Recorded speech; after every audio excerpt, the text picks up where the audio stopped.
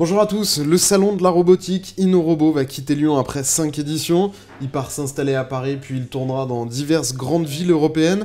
Notre invité du jour tient la comptabilité des grands salons qui quittent Lyon. Emmanuel Hamelin, bonjour. Bonjour. Alors vous êtes conseiller municipal et métropolitain Les Républicains.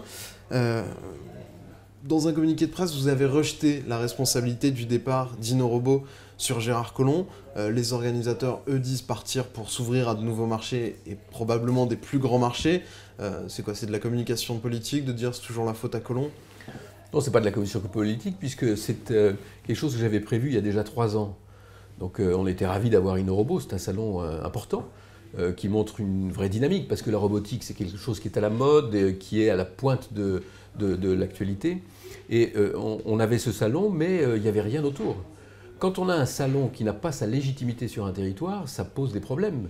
Et quand aujourd'hui j'entends Catherine Simon qui dit on part à Paris parce que nos décideurs sont là-bas, on comprend mieux pourquoi ils ne sont pas restés à Lyon. Et la réalité c'est que Collomb est très bon pour faire un coup, lancer un salon, mais il est très mauvais pour installer dans la durée une vraie politique. C'est un salon qui s'est développé à Lyon, puis qui a commencé à atteindre ses limites, peut-être son plafond de verre. Ça peut être compréhensible qu'il s'ouvre à des marchés un peu plus grands. On est quand même dans un pays qui est très centralisé. Tous les grands salons qui sont partis sont généralement partis pour Paris, pour se développer, s'agrandir. Est-ce qu'il n'y a pas une certaine forme de logique? On a des salons internationaux à Lyon qui fonctionnent bien. Prenez le CIRA par exemple, qui est là depuis de nombreuses années. Salon de métiers de bouche. Voilà, il n'est pas question qu'il s'en aille. Pourquoi?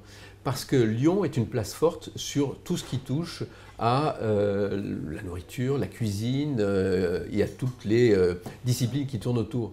Donc on ne conteste pas la légitimité de ce salon-là sur Lyon. La robotique, c'est pareil. Où est la légitimité d'avoir un salon sur la robotique à Lyon si autour on n'a pas mis en place une organisation de tous les secteurs de la robotique? Je rappelle quand même que nous avons 1500 acteurs concernés par la robotique, 70 entreprises dans notre agglomération. Personne ne les fait travailler ensemble. Il y a un cluster qui a été monté par la région Rhône-Alpes. Il vient d'être monté par la région Rhône-Alpes, mais pour autant, est-il arrivé à maturité? Non. Est-ce qu'il n'aurait pas fallu le faire il y a 3 ans? Si, bien sûr. Aujourd'hui, quand on fait les choses trop tard, eh bien, c'est comme si on ne les faisait pas. Je prends un exemple. On a aujourd'hui à Lyon, avec l'INSERM à Bron et avec l'INSA, des centres de recherche sur la robotique qui sont uniques au monde et qui font des choses qui n'existent nulle part ailleurs, notamment sur la robotique chirurgicale. Qu'est-ce qui fait aujourd'hui émerger ou rayonner cette activité-là? Rien. Ce n'est pas le salon InnoRobot qui va le faire. Il aurait fallu monter ce cluster bien plus rapidement et je pense que Collomb a une lourde responsabilité parce qu'il aurait dû être moteur lui-même sur la création de ce cluster alors qu'il n'a rien fait et que ce cluster aurait coordonné les activités entre les entreprises, les centres de recherche, les laboratoires. Bref, tous ces professionnels se seraient retrouvés sur l'activité de la robotique et auraient de ce fait donné une légitimité à un salon. Aujourd'hui, ce n'est pas le cas, donc le salon, il va ailleurs. Il va là où la robotique fonctionne. Bruno Bonnel, dans le Lyon Capital du mois d'octobre, qui revient là sur le départ d'InnoRobot, dit InnoRobot quitte Lyon, mais Lyon ne quitte pas la robotique. Ces entreprises, ce cluster vont quand même continuer à tourner. Qu'est-ce que ça va coûter le départ d'InnoRobot? C'est une manifestation une fois dans l'année. Si le cluster tourne, qu'InnoRobot parte, finalement, c'est pas très grave. Oui, mais c'est pareil, un cluster, un des éléments du fonctionnement du cluster, c'est le rayonnement qu'il peut donner. Et le principe du salon est un bon élément du rayonnement. Mais c'était pas qu'un salon lyonnais, c'était un salon national, international. Mais à tel point qu'il y avait d'ailleurs, la grande majorité des stands étaient des stands étrangers. Pourquoi? Parce que les entreprises, encore une fois, locales n'étaient pas organisées pour participer à un salon de cette nature. Donc aujourd'hui, il s'en va comme est parti Lyon Mode City et d'autres salons. Donc on n'est pas là à notre premier échec en la matière. Donc il faut peut-être se poser aussi un peu la question. C'est comment faire non seulement pour monter un salon, ça Collomb a montré qu'il savait faire, mais comment faire pour assurer le service après-vente et faire en sorte qu'il reste sur place. Ben, il y a tout un travail à organiser et là, Collomb, il ne sait pas faire. Mais est-ce que ce n'est pas une maladie française où généralement tout ce qui se développe dans une ville de province et qui atteint une taille critique, finalement part à Paris? Non mais bien sûr que Paris est une place forte pour les salons, on est tous d'accord là-dessus. Parce que les salons qui quittent Lyon ne quittent pas Lyon pour aller, sans méchanceté aucune envers les habitants de cette ville, à Oyonnax ou à Saint-Étienne ou à Tours. Non, ils vont à Paris. Voilà, ça veut dire que ça a réussi, que ça a marché et qu'à un moment donné, ça a besoin de croissance. Bien évidemment. Mais quand j'entends Collomb parler de la métropole de Lyon comme une métropole internationale au même niveau que Barcelone ou bien d'autres, je rigole, c'est pas sérieux. La preuve en est, c'est que vous avez raison de dire qu'il y a d'autres villes qui sont plus attrayantes pour des salons de cette nature-là, notamment pour les salons internationaux. Mais on a réussi à en faire vivre à Lyon des salons internationaux. Pourquoi? Parce qu'il y avait des légitimités locales. On n'a pas réussi à faire cette légitimité locale avec la robotique, donc on perd le salon. Donc il y a une responsabilité directe de Gérard Collomb sur ce dossier. On est à la mi-temps de cet entretien, on va revenir tout de suite sur leoncapital.fr, sur les autres raisons peut-être du départ d'InnoRobot. Si vous nous regardez sur TLM, on se donne rendez-vous demain. Emmanuel Hamelin, il n'y a pas que des raisons finalement de tissu économique.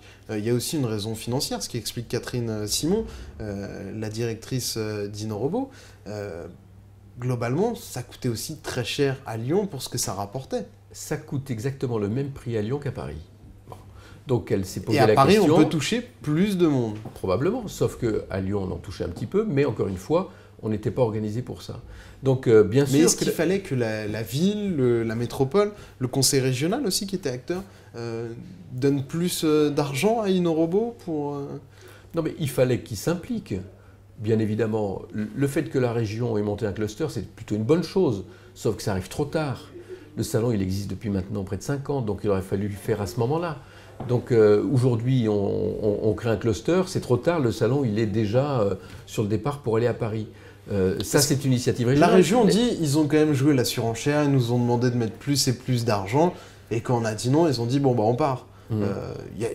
Est-ce que le rôle d'une collectivité publique est de répondre à un chantage financier puis c'est comme ça que c'est perçu à la région, d'un salon privé.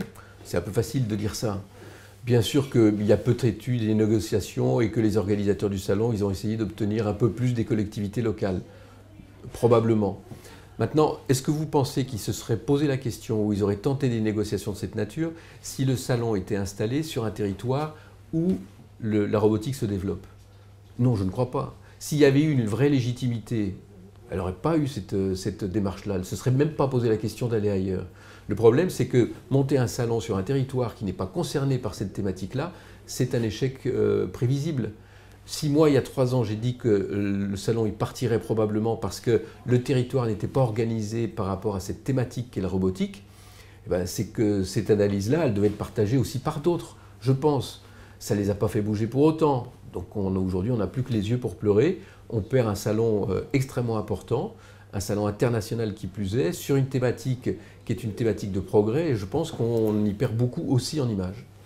Ça, c'était des arguments que vous développiez pendant la campagne des primaires internes à la droite avant les municipales. On a toujours tort d'avoir raison trop tôt? Je tire aucune satisfaction au principe d'avoir eu raison trop tôt. Simplement, ce que je regrette, c'est que Collomb a fait la sourde oreille. C'est que le message que j'ai porté à ce moment-là, ce n'était pas simplement pour faire valoir des arguments dans le cadre d'une campagne électorale, c'était aussi pour essayer de mobiliser, de faire partir des réfléxions. Celui qui porte la filière robotique à Lyon, c'est Bruno Bonnel. Oui. Bruno Bonnel n'avait jamais fait remonter d'inquiétude quant à un départ d'InnoRobot. C'est lui qui organise un peu les choses. Et il était plutôt d'accord avec Gérard Collomb, donc ça veut dire que les acteurs étaient mobilisés avec Gérard Collomb. Il a fait une erreur, Bruno Bonnel. Alors, la chose bien, c'est qu'il a été porteur de ce salon, c'est son initiative, la création d'InnoRobot. Il a à côté, lui, localement, une entreprise importante sur la robotique, mais il est tout seul. Bon. Et il a pensé que lui tout seul suffisait pour faire fonctionner un salon. C'est une erreur. Il aurait fallu, au contraire, qu'il pousse Gérard Collomb avec la même énergie à monter un cluster que l'énergie qu'il a utilisée pour convaincre Collomb de faire un salon. Je regrette que ce n'ait pas été le cas. Et que Bruno Bonnel, qui était un soutien de Gérard Collomb pendant la campagne, aurait dû le mettre en garde en lui disant si on ne crée pas une véritable organisation avec un cluster, notamment, parce qu'il y a d'autres choses qu'il aurait fallu faire, mettre en relais les universités, mettre en relais les universités avec les chercheurs et les entreprises, il y avait beaucoup de choses qu'on pouvait imaginer, mais Bruno Bonnell aurait dû être porteur de ce message-là. Or, il a voulu, je pense, un peu tirer la couverture à lui avec son entreprise. C'est dommage parce que c'est pas ça qui fait la pérennité d'un salon. Dernière question sur ce sujet pour bien comprendre. On perd quoi? Juste des nuits d'hôtel et 3 dates dans l'année à la Cité internationale? On perd ça, ce qui est déjà pas mal. Mais, pour l'instant, ça paraît être la seule conséquence. On perd beaucoup en images. C'est-à-dire que c'était une chance pour notre territoire d'avoir un salon comme ça et une filière organisée en plus. On l'a pas. Donc on perd beaucoup avec ça. On perd beaucoup en images. Quand on fait un salon sur la robotique, dont on sait que c'est une industrie d'avenir et que ça mobilise la recherche, les laboratoires et les entreprises, et qu'on n'est pas capable de faire vite ça sur un territoire, là aussi on perd beaucoup. Donc en fait, on ne voit que la partie visible de l'iceberg avec la perte de ce salon, mais les effets indirects, ils sont beaucoup plus importants, hélas. Alors, aujourd'hui sort le nouveau Lyon Capital. Je vais vous faire réagir sur ça. Le sondage qui relance Keiran, régional. Laurent Wauquiez n'a plus que 2 points d'avance au second tour. C'est 39% d'intention de vote pour lui, 37% pour Jean-Jacques Hahn. Vous participez à sa campagne, vous êtes dans son équipe des campagnes régionales. Finalement, il y aura un match. Est-ce que vous êtes surpris de voir Keiran résister? Il y a un an, il n'y avait pas de match. Aujourd'hui, ça va être serré.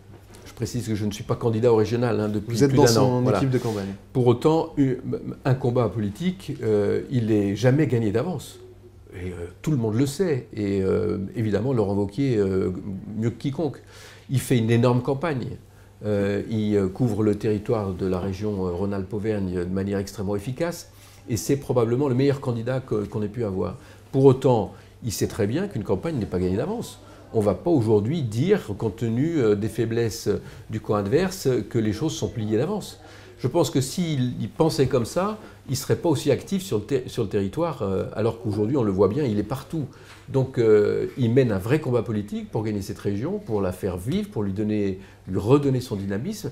Mais il n'est pas dupe sur le fait que c'est un combat politique qu'il faut mener jusqu'au bout. Électoralement, la droite se retrouve piégée d'une certaine manière, puisqu'il fait 35% d'intention de vote au premier tour, mais sans réserve de voix, là où la gauche en a un peu plus, et un FN haut autour de 25%.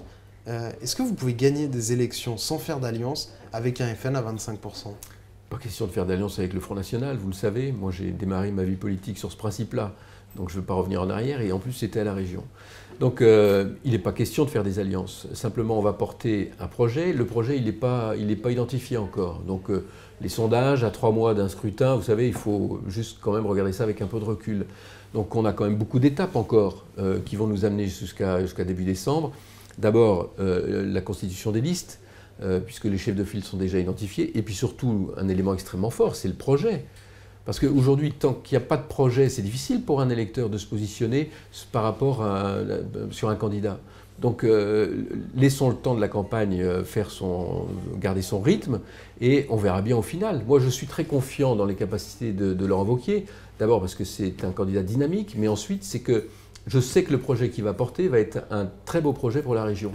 Donc on verra à ce moment-là, si d'autres sondages doivent se faire, on verra ce qu'il en est. Mais on ne va pas commencer à s'inquiéter, à envisager des rapprochements contre nature pour faire face pour répondre à un sondage à 3 mois d'une élection. Merci beaucoup Emmanuel Hamelin. Et donc petit conseil de lecture pour ce week-end, le dernier Lyon Capital. On se retrouve lundi, au revoir.